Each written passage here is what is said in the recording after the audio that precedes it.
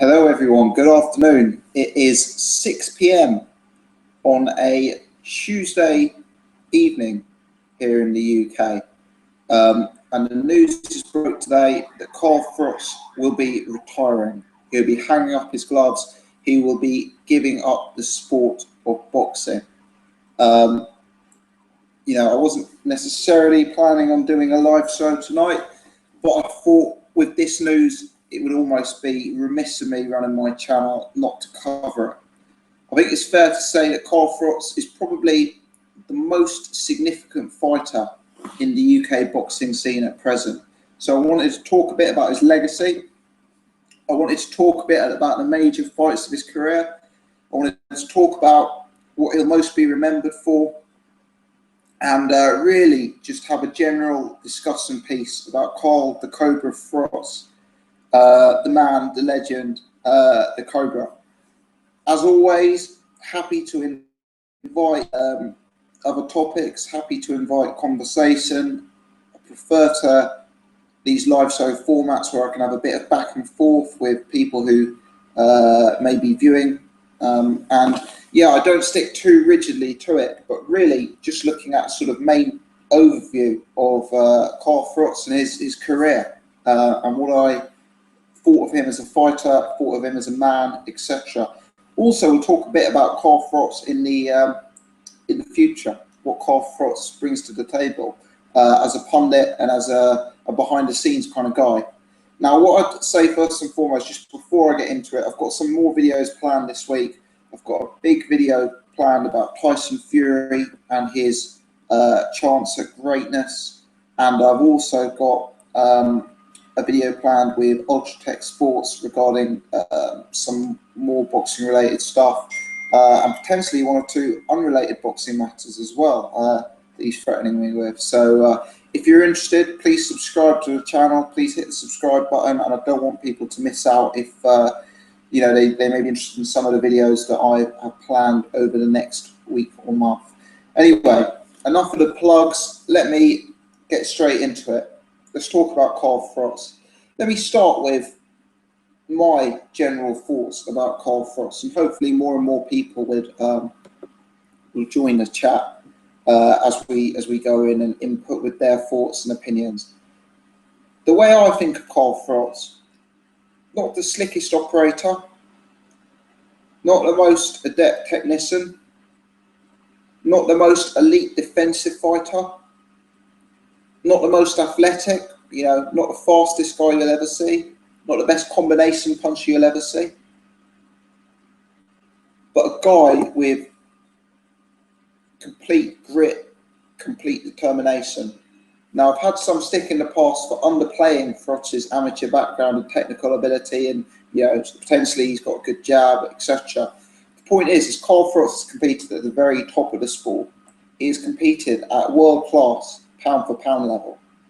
And however highly you rate Carl Froch did not have a world-class amateur background. Carl Froch is not a world-class technician. He's not a world-class speedster. He's not a world-class athlete, in my opinion.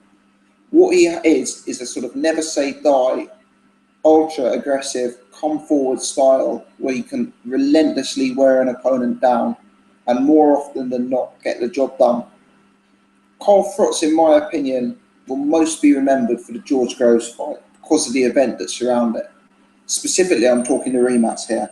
He's most going to be remembered for the hype around that fight, selling out Wembley Stadium, selling 80,000 tickets, being involved in one of the biggest, if not the biggest, domestic British matchups ever, and winning in devastating fashion with a brutal knockout.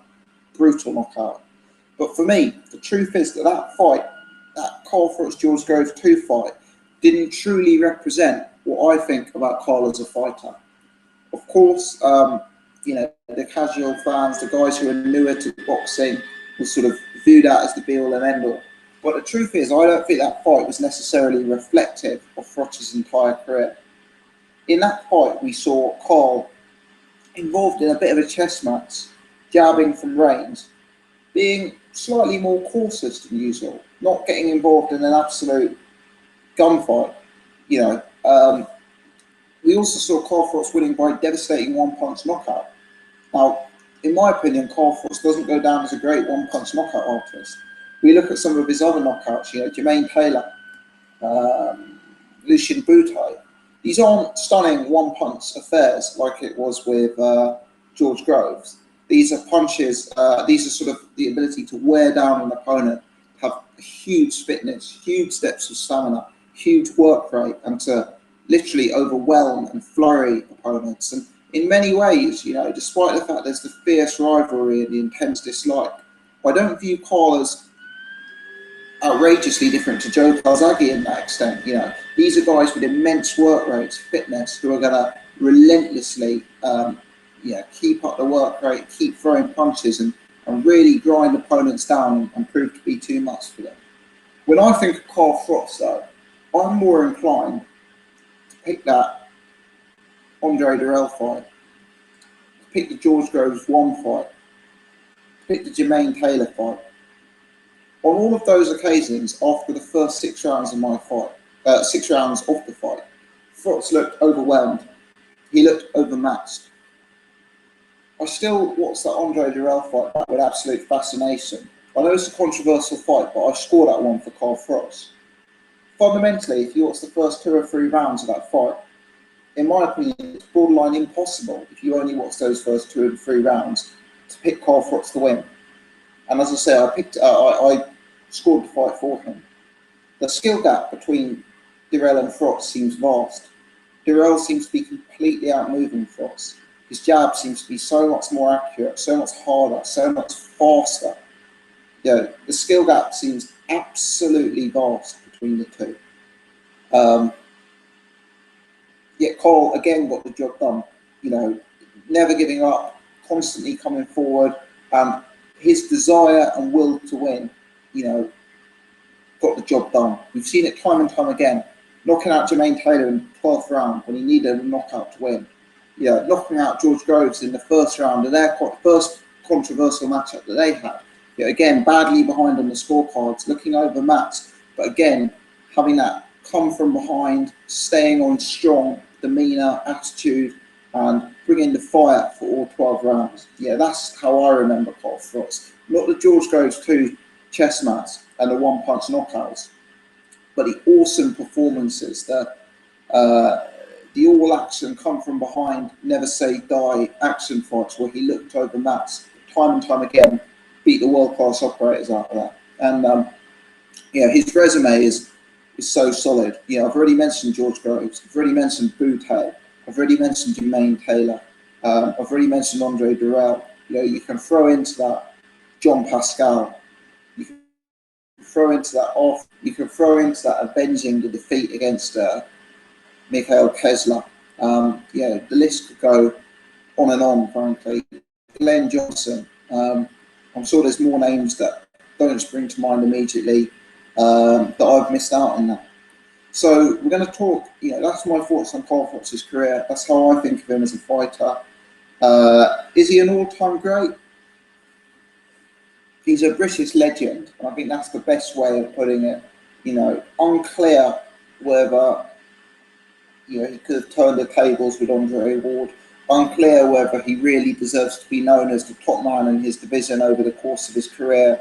Obviously, you had Joe Calzaghe preceding him, Andre Ward around at a similar time, but more in my mind of a sort of boxing legend who should be known for his performances rather than an all-time great because of his skill set and the attributes he brought to the ring. Let me know your thoughts on that. Looking into the chat, Jack has joined. Sorry, he's late. Thanks for joining, Jack. Very good of you. Gaz, it's right time for Froch to retire. The only fights left for him are Triple G, Ward and Kovalev. I doubt he would win any of those. It's pretty logical to call it a day. I think he beats Triple G. I don't think he beats Ward and Kovalev. I would have liked the James DeGale fight as well. I could see that James DeGale fight being another occasion where he looked overmatched in the first 2 or 3 rounds, but would again come from behind to win based on the way DeGale faded against Durrell. Is it the right time for him to call it a day? That's up in the air. He's in the autumn of his career.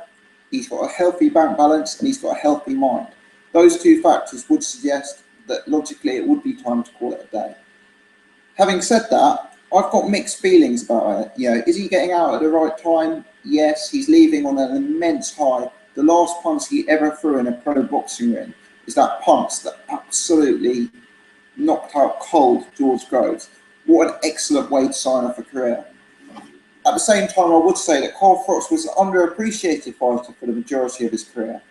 He wasn't a great celebrity. He wasn't a huge name. He wasn't a massive salaried fighter until very, very late. You know, that George Groves 2 fight eclipsed the earnings he'd made in his entire career. And I was wondering whether he'd be inclined to fight on, because it had taken him so long to reach that commercial value.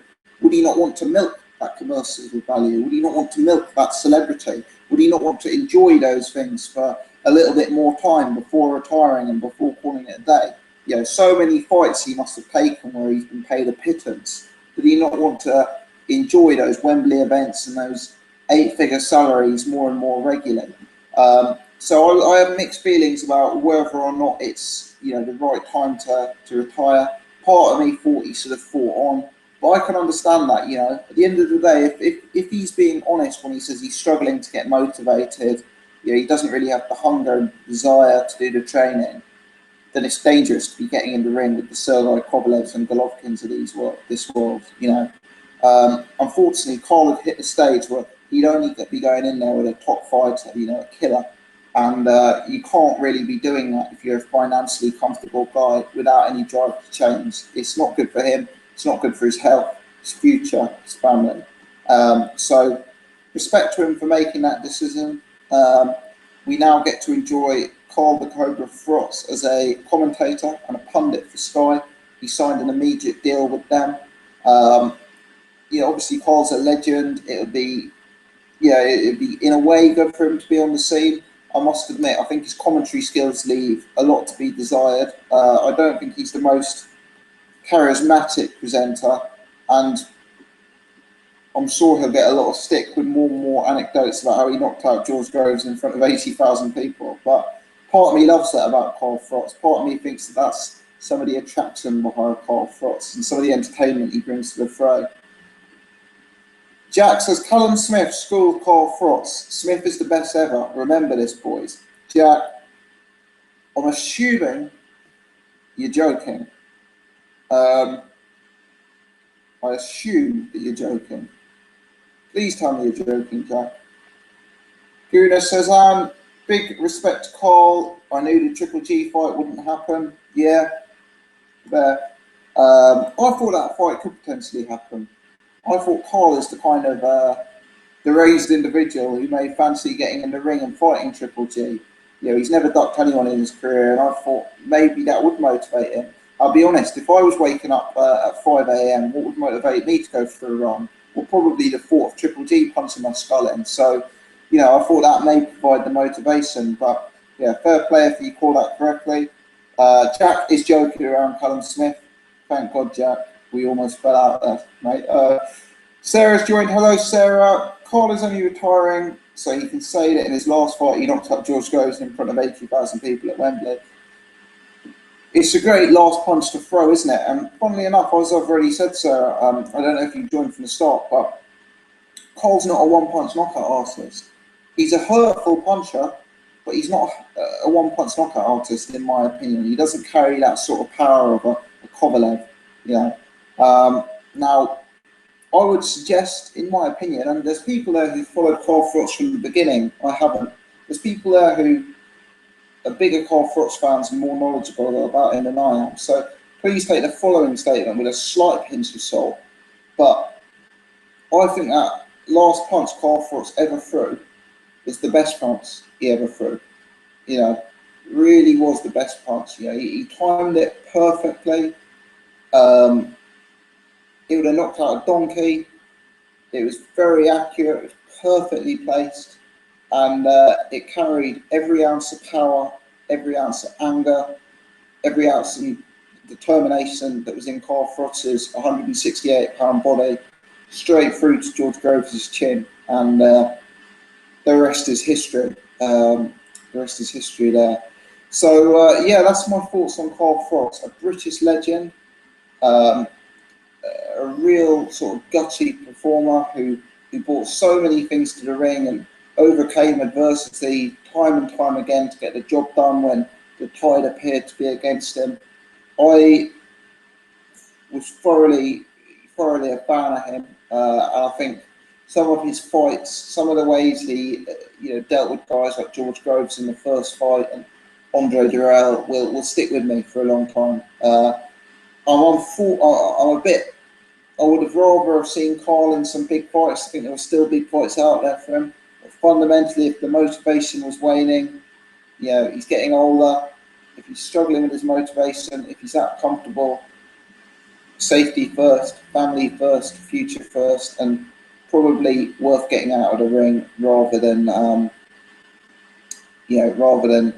playing with some of the killers that are in the divisions around him at present, 160 to 175. So that's my thoughts on Carl Froch. If you're watching, please give your own thoughts. Please let me know how you're remembering. Alternatively, any other questions or comments you have about any other fighters, topics, I will happily discuss now. I can run with this for another 10-20 minutes if there's interest. If not, I'll call it a day. I'll just have a look into the chat now. Sarah, does anyone else know how much Carl made from the second George Groves fight? I heard it was £9 million, Sarah. 9 million.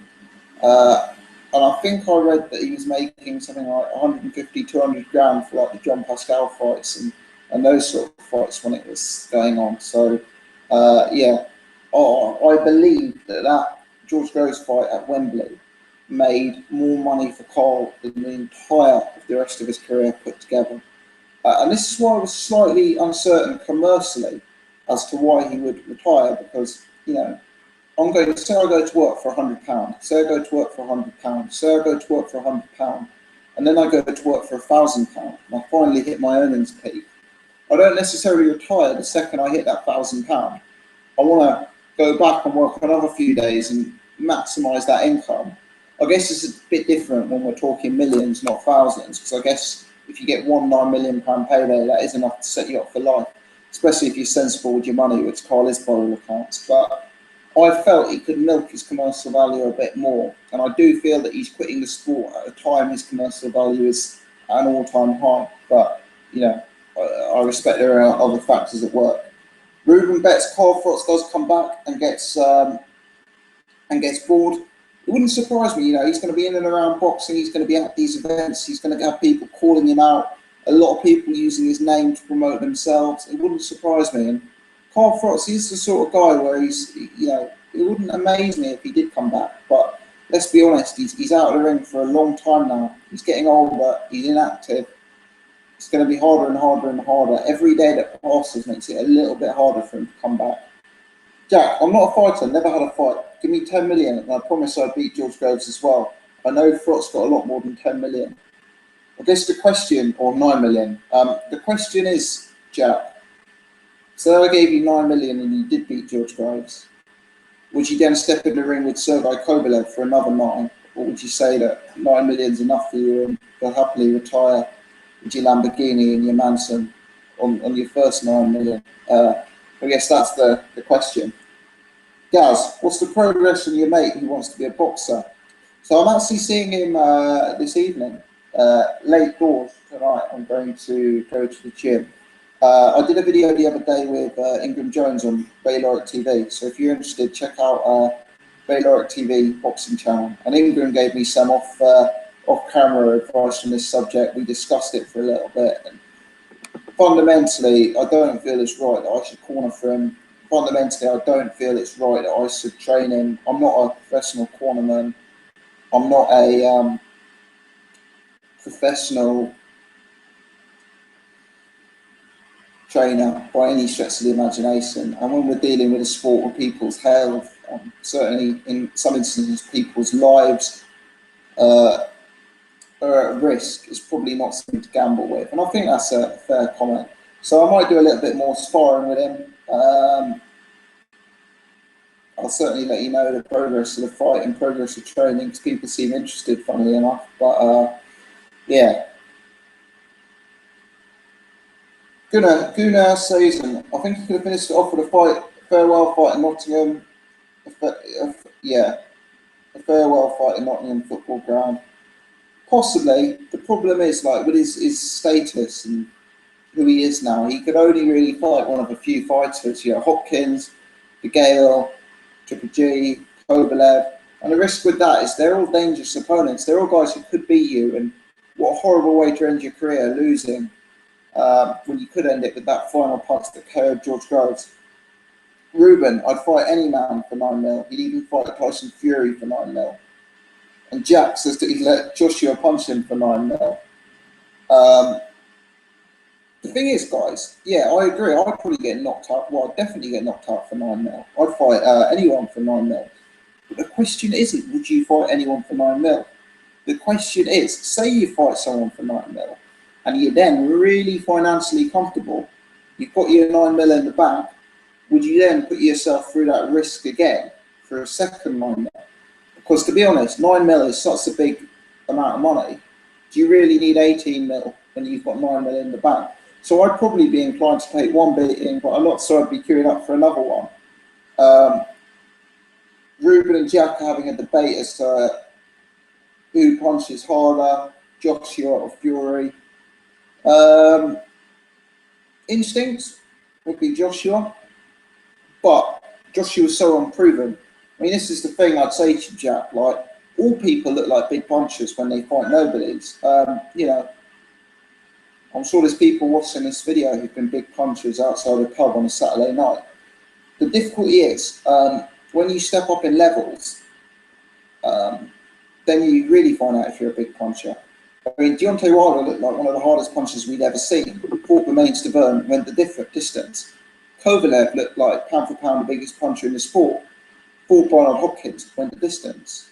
You know, Triple G went 11 with Martin Murray. Keith Thurman looked like he'd knock out everyone, and is, you know, going 12 rounds with Leonard Bundu. The point is, once you step up to the elite level, the power needs to be proven on a whole new level. And Anthony Joshua has proven that he can knock out the Matt Skeltons and Michael Scrotts of this world and Kevin Johnsons. Can he knock out the Marius Watts? Can he knock out the Alexander Ustinovs? Can he knock out the Ruslan Chigayevs of the world? Let's see if he can knock out that second tier of heavyweights. Then, if he does, let's see if he can knock out the top tier. You know, and then we'll be able to determine how big his power actually is. You know, it's hard to know at this point. Jack says he's greedy, so he probably would take the 2 beatings and get the 18 mil. Sarah's asking about the Fury Klitschko press conference. Yeah, I'm waiting to hear on that as well. That'll be very, very entertaining, no doubt. There'll be a lot of swearing, tables flying, a lot of insults going back and forth. Imagine if Shannon Briggs gets involved, and then you've got Shannon Briggs and Tyson Fury kicking off with each other. I mean, that would be hilarious. And yeah, if Fury was to lose, it'd be an easy comeback fight, him versus Briggs. I actually heard that Shannon Briggs is going to fight Alexander Ustinov next, which is actually a competitive fight in my opinion. Ruben, Joshua landed about 10 power punches on the back of Kevin Johnson's head and didn't KO him. Yeah, Jack is saying that Ruben's going to have to eat his words. I mean, Joshua is clearly a good puncher. You know, he's clearly an above average puncher. You know, the fact remains that he's got a very impressive KO streak. But what it is impressive about a certain level. You know, it's very easy to be impressive at the level Joshua's fought. And I must say, Tyson Fury isn't the hardest puncher in the world. But I do genuinely believe if Tyson Fury fought Sprott, Skelton, Baktov, Eretz, these sort of guys, I do think Fury would be scoring first, second, third round knockouts as well. Let's not forget that Fury and Joshua are actually the same age. When Fury was on his way up, he was a much younger man, much less physically developed than Joshua. Jack's not impressed with Fury at all. He doesn't get it. I mean, Fury is so well-rounded, Jack. Have you ever seen such a big man move so well? Have you ever seen such a big man with such an elite inside game? Have you ever seen such discipline in his last couple of fights, you know, for such a young heavyweight? I think Fury brings a lot to the table and is proven at a very, very high level. Gus says, I think Fury would probably smack Briggs if he turned up. Yeah, interesting. Ruben, AJ would be dismantled by the master technician Fury. You know, at this stage, he probably would, Jack. You know, I think AJ's got no experience whatsoever of fighting a man with Fury's frame, Fury's movement, Fury's jab. The last couple of fighters who fought Fury haven't even been able to get inside of his jab. And Anthony Joshua appears to be a fighter who's so reliant on range.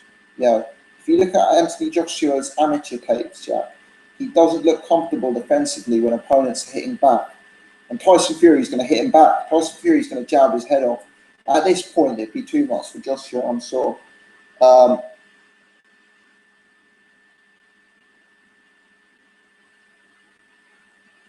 Guna Sazen, does anyone else think AJ's personality stinks? Funnily enough, if you haven't already checked it out, check out the channel Ultra Tech Sports. It's run by a mate of mine who I do a few videos with from time to time. He did a video recently where he was talking about Anthony Joshua's personality. And Anthony Joshua, stay humble, sort of gentle giant sort of chat. It is grating on me a little bit. You know, it's so, the guy's had so much media training. He's quite fake, isn't he? And all of this nice guy stuff is, you know, they're trying to, I think I'm literally copying what Ultra Tech Sports said here. So credit to him, but they're literally trying to make him into a Frank Bruno Mark II. Gaz says Hughie Fury would beat Anthony Joshua, never mind Tyson. Yeah, at present I would make Hughie Fury a favourite over Joshua as well. Yeah, Hughie Fury's gone the distance in fights. He's been in with big men. He's been in with men who can punch hard. He's been in with guys who hit back. You know, Anthony Joshua's never fought anyone like Hughie Fury, who can move, who's got desire, who's got an unbeaten record, who can jab. Potentially, Anthony Joshua could have a higher upside than Hughie Fury. I'm not sure about that, given how young Hughie Fury is. I think Hughie could develop massively over the next few years. But it's potential that Joshua could have a higher upside. If they fought today, I'd be with Hughie Fury. Jack, I agree, Fury is very good. He hasn't proven himself fully. Klitschko is going to test Fury for sure. I think Fury would beat AJ right now. Ruben, get your head out of Fury's arse. Gaz, AJ has the personality of a bar of soap. Yeah, the AJ personality thing, I think it's backfiring a bit. They've obviously put a lot of emphasis behind this. But yeah, we'll have to see. It doesn't appear from my little straw pile of the 20 people who watch my videos that they're fans of Anthony Joshua's personality. Jack, AJ is exactly the same in the flesh as he's on camera. I think he's just that type of person. He gave me 3 free tickets to go watch him for no reason. Genuinely nice guy. Jack, you told me that before. I really like that. Really solid of Anthony Joshua. What I would say to you, and I'm sure Anthony Joshua is a reformed character, but Anthony Joshua is not, but I wouldn't melt in his mouth, you know. I'm not saying a leopard can't change his spot, but it's on the public record certain things that Anthony Joshua has been involved in the past. We know that at certain times, Anthony Joshua hasn't been the most pleasant individual. And whilst he did give you free tickets when you met him, Jack, had you bumped into him 10 years ago, it may have been, it may not have been tickets you left with. You know, I don't want to be overly critical of him. It's really nice that he gave you that. I respect him for that. Credit to him for that. You know, it's really good to hear that he's actually keeping up this persona outside of the Sky cameras as well. But I'm not buying this wouldn't hurt a fly, gentle giant type persona. As I say, it's on the public record, stuff he's been involved with in the past. And for me, this sort of gentle giant stuff is slightly false, slightly over media trained, slightly fake. And I'd like to see Dillian White bring a monster out of him.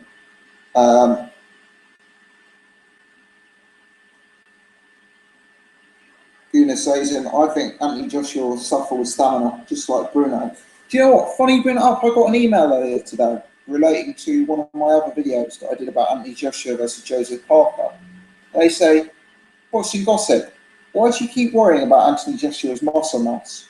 Why do you keep making out like it could affect him? This is a guy who on Superstars ran 100 meters in 11 seconds.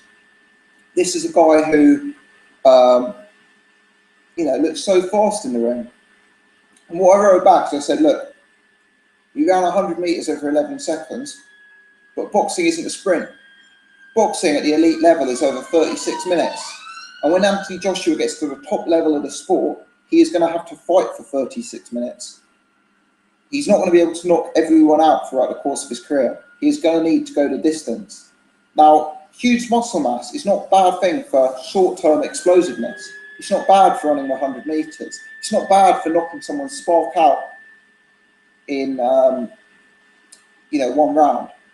What it is bad is being that heavy in rounds 9, 10, 11, and 12, when you're having to dig deeper than you've ever dug before, and when you're really going into the trenches. And that's when that heavy frame can affect mobility, can affect throwing the jab consistently. I think he's going to have stamina problems. I really do. Jack agrees with me. Hopes White brings out the monster in AJ. Tivertap, only just joined, but I got to travel for a bit. I was going to ask a question. What do you think Froch's hardest fight was? And what do you think his best win was? Froch's hardest fight. The hardest fight is Andre Ward. Andre Ward is the best fighter Carl went in with. And Andre Ward is the one who gave him the most problems. The best win, and I said this at the start to the top, so you will have missed this because you just joined. The most memorable win is George Groves, 2, because it's 80,000 people at Wembley, because it's the most devastating knockout. In my mind, as a hardcore fan, the best win is Andre Durrell. The reason being, so overmatched, against a much more athletic, much more skillful, much faster fighter, with better fundamentals, better jab, better movement. I scored that fight to Carl Froch. If you watch the first 3 rounds of that fight, it's impossible to see Froch. If you watch the first 3 rounds of that fight, it's impossible to see Froch winning. Yet with typical Carl Froch tenacity, never say die attitude, come forward, aggression, he gets the job done. For me, that win represents Carl Froch as a fighter, and I think is his best win. The odds were so stacked against him, so overmatched, but he found a way to win, which is so typical of Carl Froch's career. Tivertap, his best win would be Pascal or Groves 1, and Boutte or Taylor. Thing is, Pascal's a very good win, a very underrated win. Groves 1, I could have picked Groves 1. It's very similar to my reasoning for Durrell. Just that Carl looked so hopelessly overmatched. He was so behind early, but again, found a way to win. But I think with Durrell, the class gap in there appeared to be even more vast. Boutte, Taylor, kind of unclear how those guys go down in history as fighters. Boutte, was he just a hype job? Taylor's a weird fighter to analyse. I guess you could say the same for George Groves. Carl's got some real solid form though. Pascal, so solid. Kessler, so solid. You can kind of really use those guys as a measuring stick. Arthur Abraham as well. Justin, hello Justin. I thought Jermaine Taylor was his best win. I mean, again, that comes back to the logic I was saying about Durrell, comes back to the logic I was saying about Groves 1. Another fight, hopelessly overmatched, well behind, and finding a way to win. Typical Carl Froch, coming late, staying on strong, coming from behind. So, I like all of those fights as his biggest achievement. And the fact that there's 3 of them, Groves 1, Jermaine Taylor, and Andre Durrell, is testament to Carl's legacy and ability as a fighter. We're going now for 35 minutes. It's supposed to be pure Carl Froch. We went into a lot of Anthony Joshua, Tyson Fury. I know these guys are the most interesting guys in the sport at present. Certainly they're the people guys want to hear the most about. So I'll probably call it a night here, guys. I've rambled on for long enough. If you've been watching this, joining me live, please do give me a thumbs up on the video. I'd appreciate that. That helps me a bit at my end if you like it. Thanks very, very much for watching. Hope you all have a good afternoon, evening, and I'll catch you soon. Check out the channel. There's some good stuff coming out in the next 2 to 3 days. Thanks, everyone.